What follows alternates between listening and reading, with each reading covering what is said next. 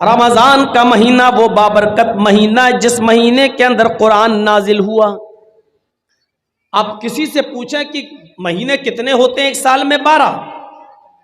ان سے پوچھو کہ ان 12 مہینوں میں سب سے افضل مہینہ کون سا ہے، تو آپ کو جواب ملے گا رمضان۔ عام دنوں میں ایک نیکی کا ثواب 10 گنا، لیکن رمضان میں ایک نیکی کا ثواب 70 گنا۔ عام دنوں میں ایک رکعت نماز پڑھیے تو 10 رکعت کا ثواب، رمضان میں ایک رکعت پڑھیے تو 70 رکعت کا ثواب، اور نیت اگر اچھی ہے تو اس سے بھی زیادہ اللہ رب العالمین بڑھا دیتا۔ لیکن رمضان کے مہینے کو یہ فضیلت کیسے ملی، کیوں ملی؟ اس لیے ملی کیونکہ اس مہینے کے اندر قرآن نازل ہوا ہے۔ آپ دیکھیے رات روز آتی ہے، سورج نکلا تو ڈوبے گا بھی، لیکن آپ اندازہ لگائیے کہ رمضان کو سب سے بڑی فضیلت اس لیے ملی کیونکہ اس مہینے میں قرآن نازل ہوا، لیکن رمضان کے دن میں، رمضان کے مہینے کے دن میں یا رات میں قرآن کب نازل ہوا؟ تو اس کا جواب ہے رات میں قرآن نازل ہوا۔ نبی اکرم پر جو قرآن کی آیتیں نازل ہوئیں وہ رات میں نازل ہوئیں۔ اللہ رب العالمین نے رمضان کے مہینے کی جس رات میں قرآن اترا، قرآن نازل ہوا، اس قرآن کی برکت سے اللہ رب العالمین نے اس رات کو بھی تمام راتوں میں سب سے افضل قرار دے دیا، اور کیا فرمایا؟ اِنَّا أَنزَلْنَاهُ فِي لَيْلَةِ الْقَدْرِ، ہم نے اس قرآن کریم کو لیلۃ القدر میں، رمضان کی طاق راتوں میں سے کسی ایک رات میں اتارا۔ وَمَا أَدْرَاكَ مَا لَيْلَةُ الْقَدْرِ، اور تمہیں کیا معلوم کہ لیلۃ القدر کیا ہے؟ جس رات میں ہم نے اس قرآن کریم کو نازل کیا، اس قرآن کے نازل ہونے کی وجہ سے اللہ رب العالمین نے اس رات کو 1000 مہینوں کی عبادت سے زیادہ فضیلت عطا فرما دی۔ لیلۃ القدر خیر من الف شہر، اس رات کا جاگ لینا 1000 مہینوں کی عبادت سے زیادہ بہتر ہے۔ 1000 مہینوں کی عبادت ایک طرف، اور اس ایک رات کی عبادت ایک طرف، اور اس ایک رات کی عبادت 1000 مہینوں کی عبادت سے زیادہ افضل۔ اب آپ اندازہ لگائیے اس رات کو یہ فضیلت کیوں ملی؟ قرآن کریم کی برکت سے۔ آپ ان بچوں کو معمولی مت سمجھیے، جنہوں نے حفظ کیا ہے یہ وہ بچے ہیں جب زمین پر چلتے ہیں تو رب کعبہ کی قسم یہ ننگی زمین پر نہیں چلتے، ان کے قدم کو زمین پر رکھنے سے پہلے فرشتے اپنے پر بچھا دیتے ہیں۔ سمندر کی مچھلیاں قرآن کا علم حاصل کرنے والوں کے لیے سمندر میں دعا کرتی ہے، آسمان کے فرشتے ان کے لیے رحمت کی دعا کرتے ہیں۔ غور کیجئے، یہ قرآن جس شہر میں نازل ہوا اللہ نے اس کو ام القری بنا دیا۔ قرآن جس مہینے میں نازل ہوا اللہ نے سید الشہور بنا دیا۔ قرآن جس رات میں نازل ہوا اللہ نے اس رات کو لیلۃ القدر خیر من الف شہر بنا دیا، 1000 مہینوں کی عبادت سے زیادہ بہتر۔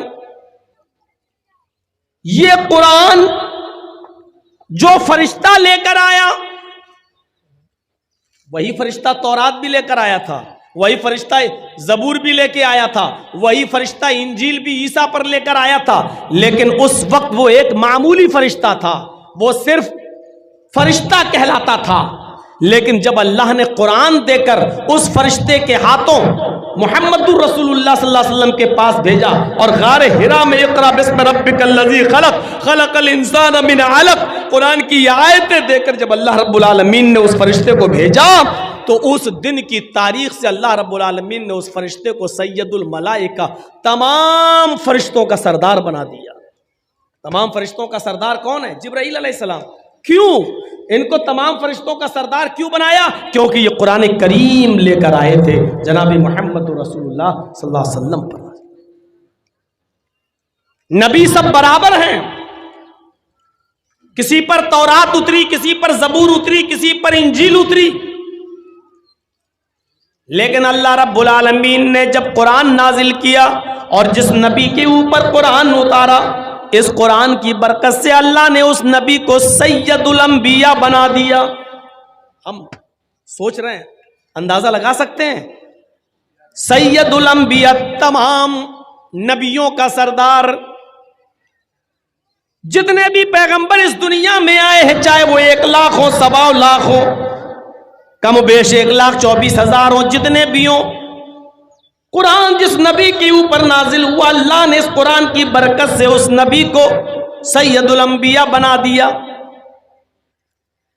اور یہ قرآن جس امت نے پکڑا اور پڑھا اور سیکھا, اپنے کنٹھسٹ کیا, اس پر عمل کیا, تو اللہ نے اس کو خیر امت بنا دیا. کنتم خیر امت, تم سب سے بہتر امت ہو. دنیا میں بہت سی امتیں, بہت سی قومیں, لیکن تمہیں سب سے بہتر قوم بنایا جا رہا ہے, اس لیے کیونکہ تم قرآن کو پڑھتے ہو اور قرآن کے مطابق تم دوسروں کو نیکی کا حکم دیتے ہو اور برائیوں سے لوگوں کو روکتے ہو. کنتم خیر امہ, قرآن جس امت نے پکڑا اس کو خیر امت کہہ دیا. جب قرآن شہروں کی حیثیت بدلتا ہے, فرشتے کی حیثیت بدلتا ہے, مہینے کی حیثیت بدلتا ہے, رات کی حیثیت بدل رہا ہے, تو ایسا کیسے ہو سکتا ہے جو قرآن پڑھائے اس کا مقام نہ بدلے اور جو قرآن پڑھے اس کا مقام نہ بدلے؟ ایسا کیسے ہو سکتا ہے؟ اس لیے اللہ کے نبی نے فرمایا, خیرکم من تعلم القرآن وعلمہ, تم میں سب سے بہتر وہ ہے جو قرآن کو خود پڑھتا ہے اور دوسرے کو پڑھاتا ہے, جو خود سیکھتا اور دوسرے کو سکھاتا ہے. یہ ہے قرآن کا مقام, یہ ہے قرآن کا مرتبہ, یہ ہے قرآن کی حیثیت جس نے دنیا کی تمام چیزوں کی حیثیتوں کو بدل دیا. اللہ کے نبی فرماتے ہیں, ان اللہ یرفع عن ھذا القرآن اقواما ویضع به الاخرین. اس قرآن پر عمل کرنے کی وجہ سے اللہ رب العالمین بہت سی قوموں کو ترقی دیتا ہے, عروج پر پہنچا دیتا ہے, ثریا عطا فرماتا ہے, اور قرآن چھوڑ دینے کی وجہ سے اللہ رب العالمین بہت سی قوموں کو ذلیل کر دیتا ہے, رسوا کر دیتا ہے, بہت سی قوموں کو نیست و نابود کر دیتا ہے.